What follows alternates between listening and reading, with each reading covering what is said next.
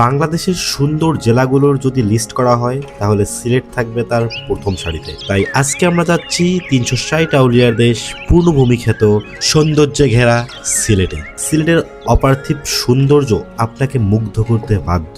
সিলেটে কি নেই? পাহাড়, নদী, ঝর্ণা, ঝিরি। সিলেটের চা বাগান আপনাকে মুগ্ধ করবেই। তার সাথে থাকতেছে আমাদের অ্যাডভেঞ্চার্স, বাস জার্নি সহ আরো অনেক কিছু। আমাদের যাত্রা শুরু হয়েছিল উত্তরের শহর সৈয়দপুর থেকে। সন্ধ্যা ঠিক ৬টায় আমরা হানিফ এন্টারপ্রাইজের একটি বাসে উঠে পড়ি, যার পার পার্সন ভাড়া পড়েছিল ১৫০০ টাকা। বাস তখন ছুটে চলছে তার আপন গতিতে। রাতের খাবারের জন্য আমাদের বাসটা ব্রেক দেয় সিরাজগঞ্জের বিখ্যাত ওবি হাইওয়ে হোটেলে। এখানে একটা প্রো টিপস আপনাদের দিয়ে রাখি, আপনারা যদি কখনো হাইওয়ে হোটেলে খাওয়া দাওয়া করার চিন্তা করেন তাহলে অবশ্যই আগে খাবারের দামটা জেনে নেবেন, কারণ হাইওয়ে হোটেলগুলোতে তুলনামূলক দাম একটু বেশি রাখে। খাওয়া দাওয়া শেষ, এখন বাস স্টার্ট করলো আমাদের নিয়ে যাওয়ার জন্য সিলেটে। কিন্তু ট্যুরে অ্যাডভেঞ্চার থাকবে না, তাতে কখনো হয় না। রাত তখন ১টা, হঠাৎ ঝাঁকুনি দিয়ে বাসটি বন্ধ হয়ে গেল। ড্রাইভার আর হেল্পার অনেক চেষ্টা করার পরেও বাসটি স্টার্ট করতে পারতেছিল না। আমরা সবাই মিলে বাসটিকে স্টার্ট দেওয়ার জন্য জোরে ঠেলতে শুরু করলাম, কিন্তু তাতেও কাজ হলো না। শেষমেশ সকাল ৬টার দিকে নতুন একটা বাস আসলো আর আমাদের নিয়ে গেল ঢাকার গাবতলী বাস টার্মিনালে। আমরা সেখান থেকে একটা নতুন বাসে উঠে আবারও রওনা দিলাম সিলেটের উদ্দেশ্যে। অবশেষে বিকাল ৫টায় আমরা পৌঁছালাম সিলেটের কদমতলী বাস টার্মিনালে। শেষ হলো একটা ভ্রমণের মহাযুদ্ধ।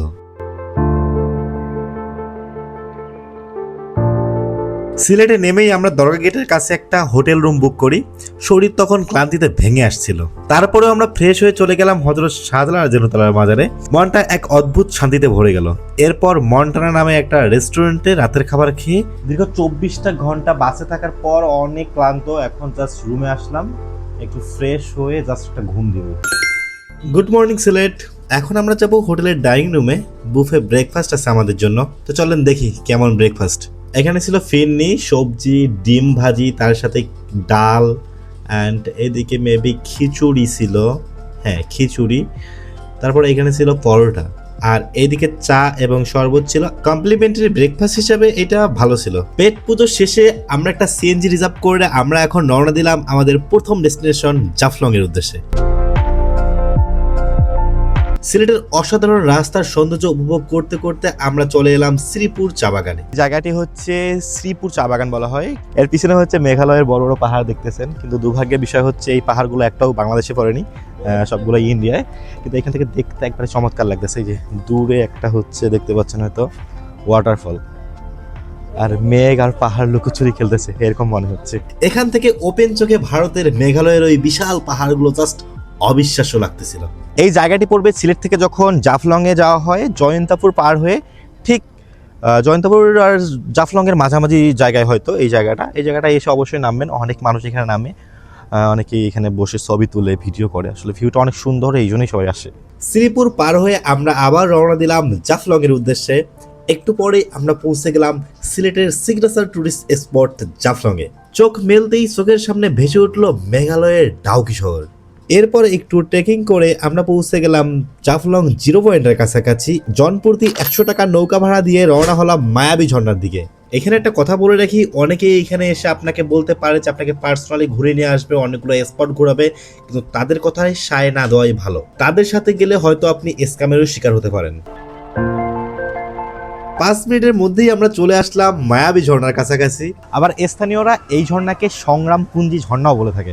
এই ঝর্ণার রূপ আসলেই মায়াবী।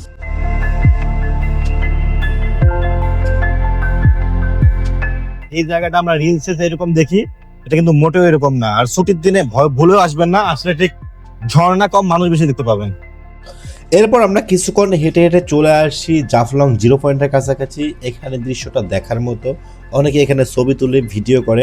এটি হচ্ছে সিলেটের সবচেয়ে জনপ্রিয় জাফলং 0 পয়েন্ট ভিউ। এখানে আসলে আপনারা সুন্দর একটা সময় পার করতে পারবেন। ট্রাই করবেন অবশ্যই ছুটির দিন না আসার, কারণ ছুটির দিনে অনেক পরিমাণ ক্রাউড থাকে এখানে। আজকে দেখতে পাচ্ছেন আজকে ছুটির দিন, শুক্রবার, এর অনেক বেশি মানুষ, আর ছবি তোলা বা ভিডিও করা কোনোভাবেই যাচ্ছে না। ব্যাকগ্রাউন্ডে পাথরের চেয়ে বেশি মানুষ থাকতেছে।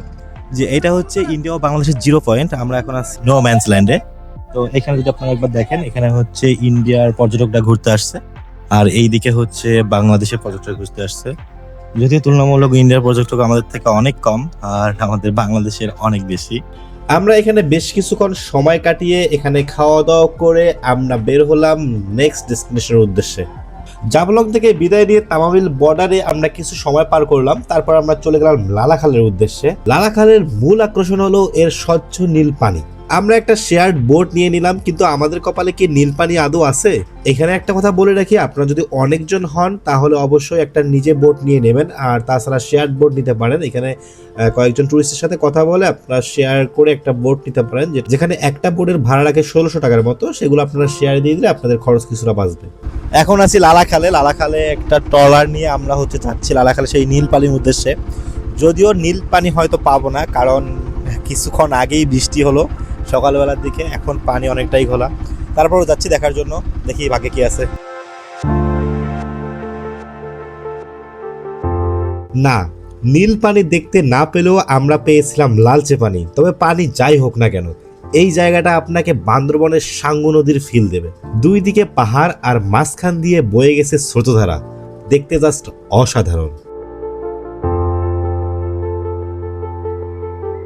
দেখতে দেখতে লালাখালের বুকে নেমে এলো সন্ধ্যা। আমরা আজকের মতো ট্যুর শেষ করে হোটেলে ফিরে রাতের খাবার খেয়ে ঘুমিয়ে পড়লাম। পরের দিন সকালে আমাদের মিশন রাতারগুল সোয়াম্প ফরেস্ট। এখানে আমরা একটা সিএনজি রিজার্ভ করে নিলাম। আমরা যেহেতু সিএনজি রিজার্ভ করেছিলাম এই জন্য আমাদের ভাড়া একটু বেশি পড়েছিল। আপনারা যদি শেয়ার করে যান তাহলে আপনাদের ভাড়া কম পড়বে। এখানে কিন্তু দামাদামি করতে একদম ভুলবেন না। আবারও চা বাগানের সবুজ সৌন্দর্য দেখতে দেখতে আমরা পৌঁছে গেলাম রাতারগুল। রাতারগুলে আমাদের নৌকা ভাড়া করতে হলো। প্রতি নৌকায় 1 থেকে 5 জন বসা যায়। টিকিট সহ টোটাল খরচ পড়লো 865 টাকা। এরপর নৌকা যখন আমাদের নিয়ে বনের ভিতরে ঢুকলো, চারপাশটা একদম নিস্তব্ধ, বাংলার অ্যামাজন বলা চলে একে। আমরা এখন আছি সিলেটের রাতারগুল সোয়াম্প ফরেস্টে, যেই সোয়াম্প ফরেস্টটি সিলেটের সুন্দরবন নামেও পরিচিত। সত্যি বলতে এই জায়গাটি আমাদের একেবারে অসাধারণ লেগেছে, কারণ চারিদিকে পানি, একটা সুন্দরবন ভাইব আছে, মাঝে মাঝে পাখি ডাকছে, পানির শব্দ জাস্ট অসাধারণ। এই জায়গার ভিতরে আসলে আপনার অবশ্যই মনটা একেবারেই ভালো হয়ে যাবে, কারণ এই জায়গার যে ভিউটা জাস্ট সব দিকে গাছ আর পানি, পানির উপর দিয়ে আবার আমরা নৌকা নিয়ে যাচ্ছি, একটা অন্যরকম ফিল আছে এখানে। পারে মেঘের ঘটা কনক বিজলি ছটা, মাঝে নদী বহে সাই সাই রে। ও পারে মেঘের ঘটা কনক। রাতারগুলের মায়া কাটিয়ে আমরা চলে এলাম সিলেটের সবচেয়ে সুন্দর এবং উপমহাদেশের সর্বপ্রথম চা বাগান মালিনীছড়া চা বাগানে। 1854 সালে এই চা বাগানটি প্রতিষ্ঠা করা হয়। সৌন্দর্যের দিক দিয়েও কিন্তু এই চা বাগানটি কম যায় না। আপনি জানলে অবাক হবেন, এই চা গাছগুলোর বয়স প্রায় 250 বছরেরও বেশি। মালিনীছড়া থেকে ফিরে আমরা দ্রুত হোটেল চেক আউট করলাম, তারপর চলে এলাম কদমতলী বাস স্ট্যান্ডে। আমাদের পরবর্তী গন্তব্য চায়ের রাজধানী শ্রীমঙ্গল, আর এই শ্রীমঙ্গলের উদ্দেশ্যে রওনা হওয়ার মধ্যেই শেষ হলো আমাদের এই চমৎকার সিলেট ট্যুর। তো দেখা হচ্ছে নেক্সট ব্লগে শ্রীমঙ্গলে। তো এতদিন till then take care, bye bye. আর লাইক কমেন্ট সাবস্ক্রাইব করবেন যদি ভালো লাগে।